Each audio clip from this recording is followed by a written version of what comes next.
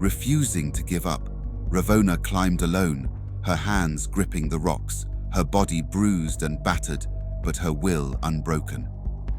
She ascended the mountain inch by inch, her vision narrowing to the single goal before her, the Locust and the charm it guarded. Finally, she lunged at the Locust, grasping it by the neck, its only vulnerable spot. It thrashed wildly, rising into the air and carrying her with it. The Locust flew higher and higher, spinning and twisting, trying to shake her off, but Ravona held fast.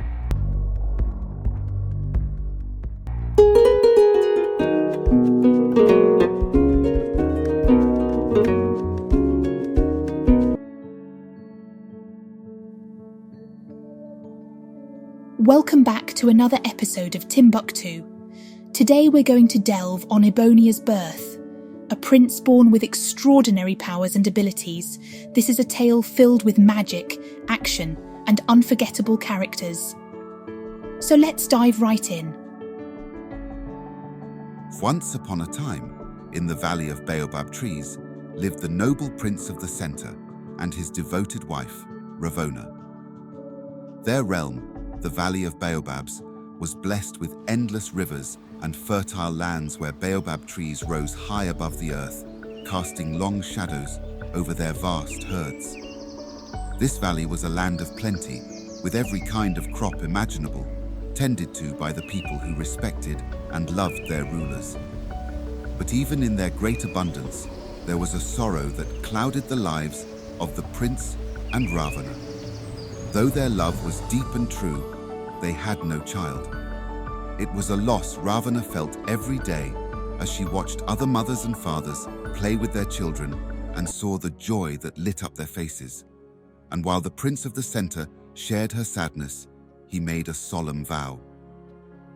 "I will not marry another woman, Ravona," he promised her. "Only you could ever bear my heir. Our child will be born of our love, even if it takes all the gods and all my efforts to bring him into this world." One day, word arrived that the 5 princes of the earth, the prince of the east, the prince of the west, the prince of the north, the prince of the south, and the prince of the center, had been called to a grand feast by their grandfather, the great Skyfather, who ruled the heavens. Each prince prepared for the journey, gathering their families, servants, and gifts of gratitude. When the prince of the east arrived in the skies, his wife and children were at his side, along with vast herds of bulls and rams to offer to Skyfather. Next came the prince of the west, followed by the princes of the north and south, each accompanied by their families and countless sacrifices. The heavens echoed with the blast of Skyfather's cannons, and the joyous celebration began. Songs filled the air as Skyfather fired his cannons, sending showers of light across the heavens in honor of his grandsons and their families. His laughter boomed like thunder as he embraced each prince and marveled at their many children, his pride and joy. At last, the prince of the center and Ravona stepped forward. They were alone, without the cheerful voices of children to surround them, yet they stood tall, accompanied by their clan of 1,000 warriors.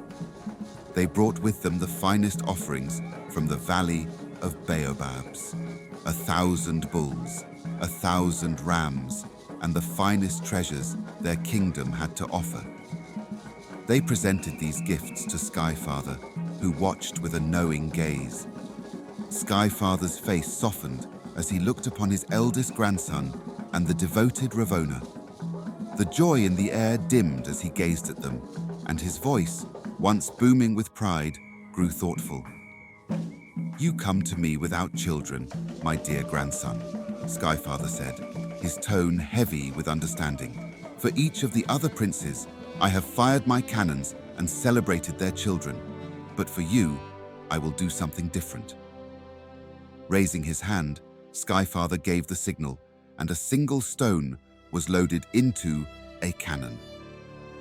With a mighty blast, he fired it into the earth below, the weight of its meaning sinking deep into the soil of their homeland.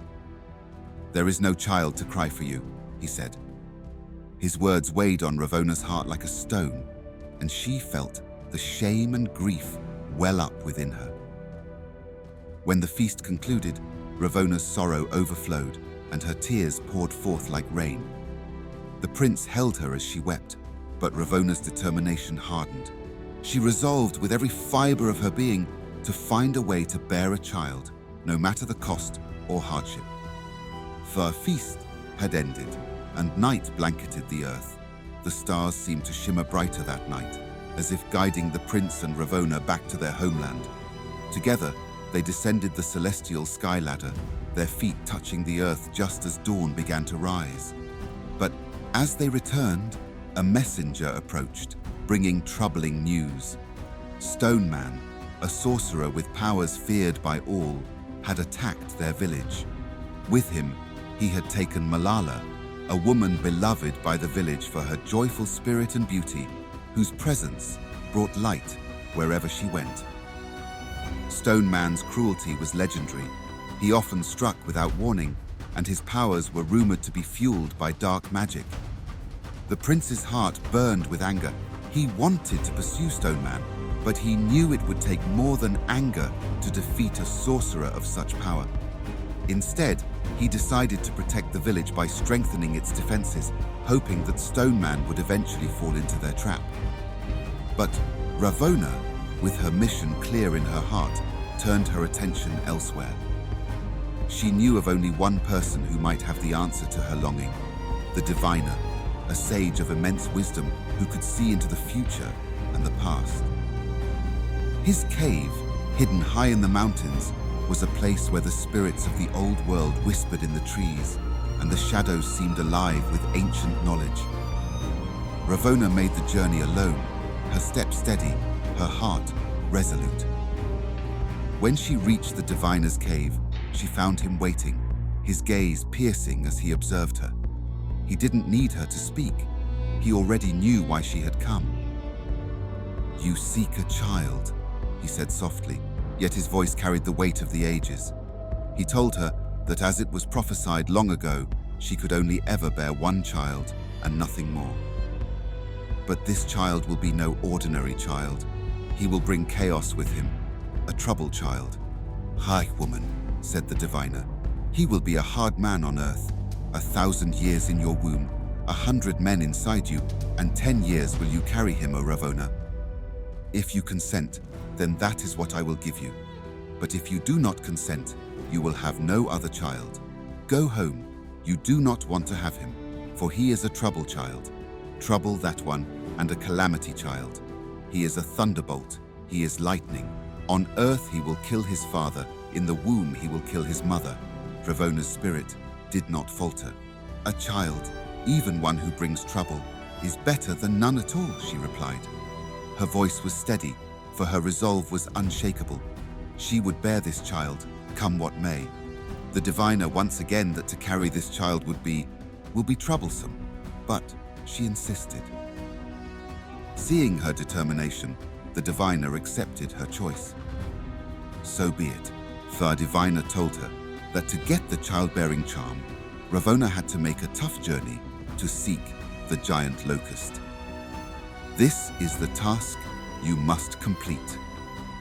His voice boomed, while warning her that her path will be filled with endless challenges, including thunderstrikes, dangerous animals, and enemy people sent her way by Stone Man, all to prevent her from bearing the child. "Only if you succeed in this journey, and in a battle against the giant Locust, will you be blessed with a child," the diviner's voice said, while fading into an echo as he retreated back into his house inside an ancient baobab tree. Armed with courage, Ravona gathered her most trusted warriors, men strong and loyal, each bearing guns and arrows to protect their beloved queen. She also brought women who carried pots, symbolic of the nourishment and life they hoped to bestow upon their future prince. Their journey was fraught with danger as they crossed scorching deserts and dense forests, venturing into lands where wild beasts and sinister spirits lurked. Ravona and her entourage braved countless perils along the way. Ferocious animals, enchanted to guard the path to the Locust, ambushed them at every turn, but Ravona's warriors fought valiantly, and her spirit kept them moving forward. The sun and the moon rose and set over them as they journeyed, and weeks turned into months.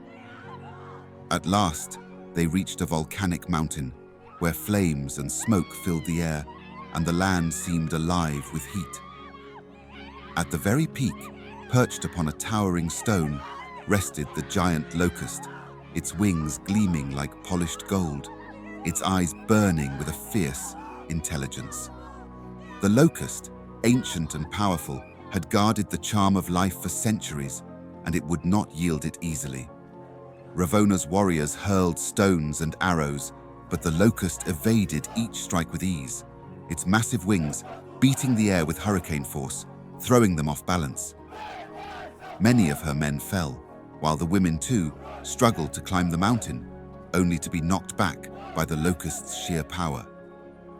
Refusing to give up, Ravona climbed alone, her hands gripping the rocks, her body bruised and battered, but her will unbroken. She ascended the mountain inch by inch, her vision narrowing to the single goal before her, the Locust and the charm it guarded. Finally, she lunged at the Locust, grasping it by the neck, its only vulnerable spot. It thrashed wildly, rising into the air and carrying her with it. The Locust flew higher and higher, spinning and twisting, trying to shake her off, but Ravona held fast. After hours of struggling, the Locust, exhausted, landed and gave in. In a blinding flash, the Locust shattered into 1,000,000 golden butterflies, each one delicate and shimmering. The butterflies swirled around her, lifting her gently, filling her with warmth and life. Ravona felt herself slip into a deep, peaceful sleep as the butterflies carried her back to her village. When she awoke, Ravona knew the truth. She was carrying a child. When the butterflies gently laid Ravona on the earth, she was greeted by her people, who marveled at her return. She awoke with a ravenous hunger and devoured 100 bulls and 80 rams in one sitting, an act that left everyone awestruck. But after that, she did not eat again. For 10 long years, the child grew within her, sustained only by air and the strength of her love.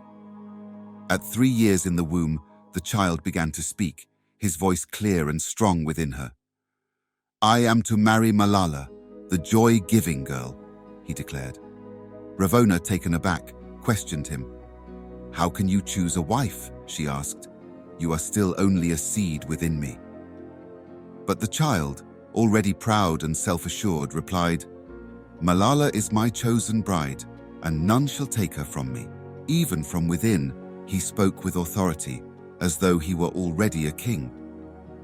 I know I am a seed, but I betroth myself while yet a baby, and I marry while yet a fetus. I will want no other woman. My bride has been stolen by a dangerous man. I shall have my revenge." As the years passed, Ravona and the villagers marveled at the child growing within her, who spoke of his destiny with unwavering confidence. The baby in the womb spoke as if he was an adult already, the owner of many cattle and fields of rice and commanding vast armies. Finally, as the 10th year approached, the child told Ravona it was time for his birth. "Magnificent am I, Mama." Ravona, weak but determined, listened as the child gave her final instructions. He commanded her to go all over the world and find an appropriate place to give birth to him. Even from within his mother's womb, he was restless and powerful, leading his mother, Ravona, on a journey across the land in search of the perfect place to be born. First, he guided her to a rocky outcrop, but from within, he spoke to her.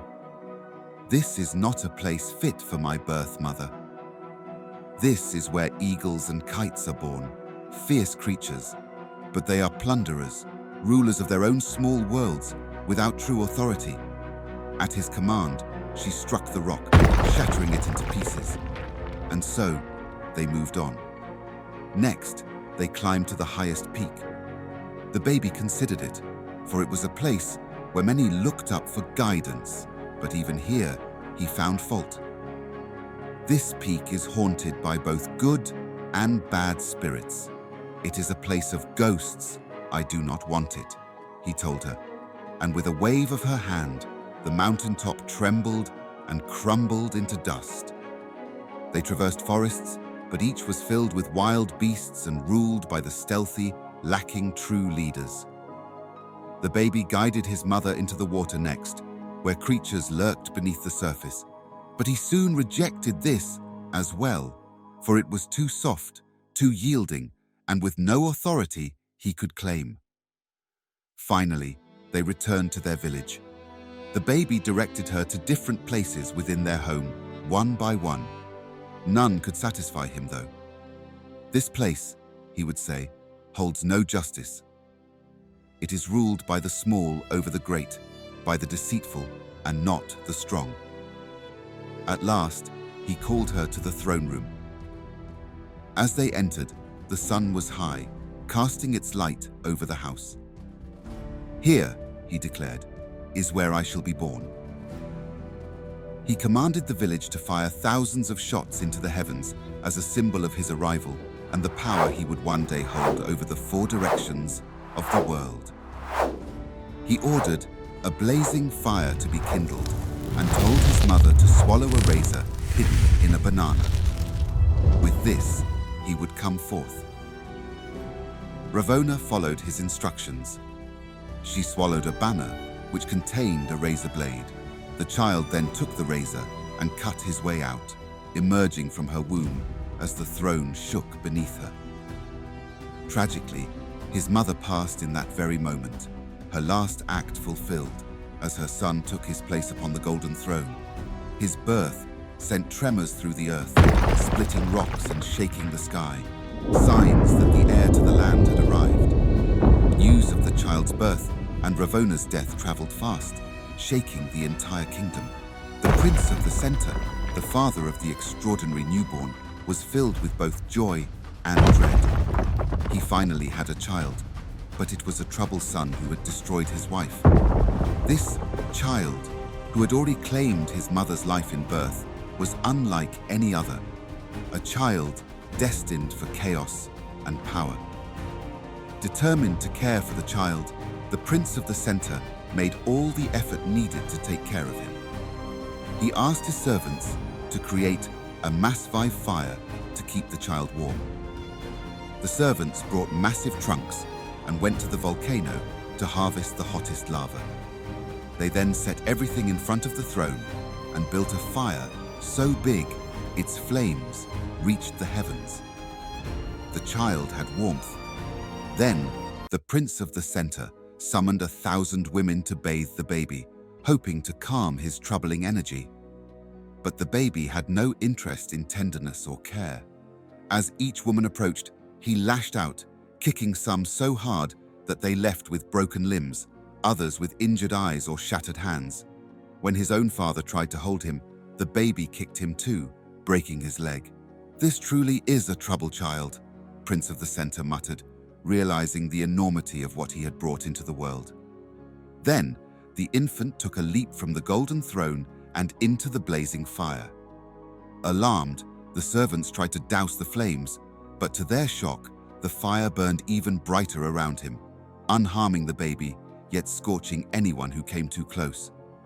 He was slippery to touch, like trying to hold a flame itself. Seeing no other way, the Prince of the Center sent for Twin of the Dead, Ravona's sister, asking her to seek out the diviner for guidance. The Great Echo, wise and mysterious, understood her plea even before she spoke a word. He saw the calamity and destruction that had already followed the child's birth and knew that a name was the only way to anchor his power.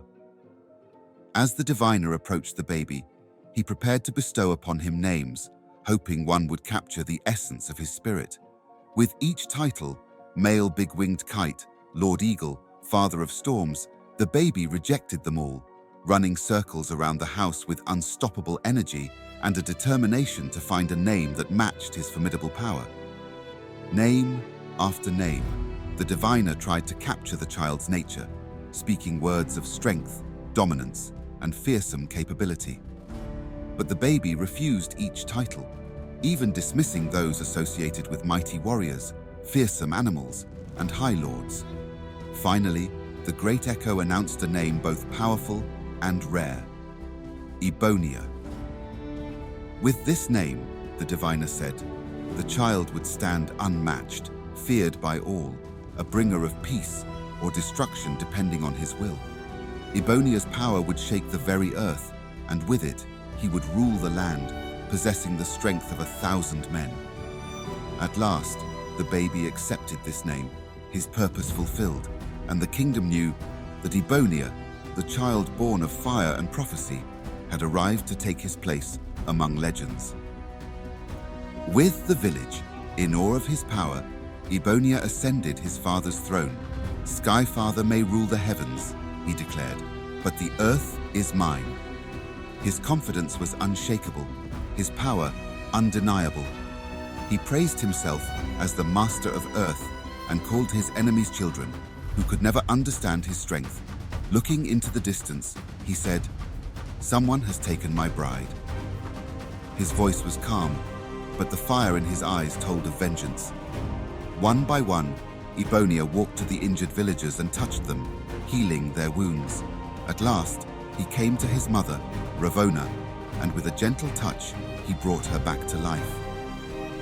The villagers murmured in awe and fear, calling him the trouble child, the chaos bringer, but they also watched him with admiration, calling him the life giver. The villagers watched as he claimed his destiny, as he announced his intention to seek vengeance on Stone Man for taking his bride. His mother warned him though, "You must prove yourself before facing such a foe." He declared that, "I am Ibonia, bringer of justice. The one hit by my blade gets his due. The one hit by my blade grows no more.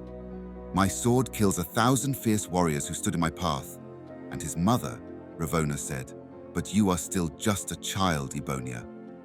And he responded saying, "No, Mama, 10,000 soldiers could not turn back the first army I will lead. They are children."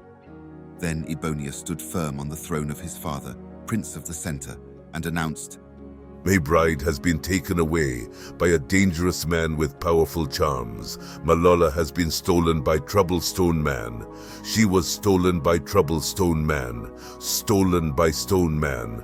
Stone Man has stolen my Malala. He may be a calamity, but I am a disaster. I am one dangerous boy. I will destroy my rival's lands.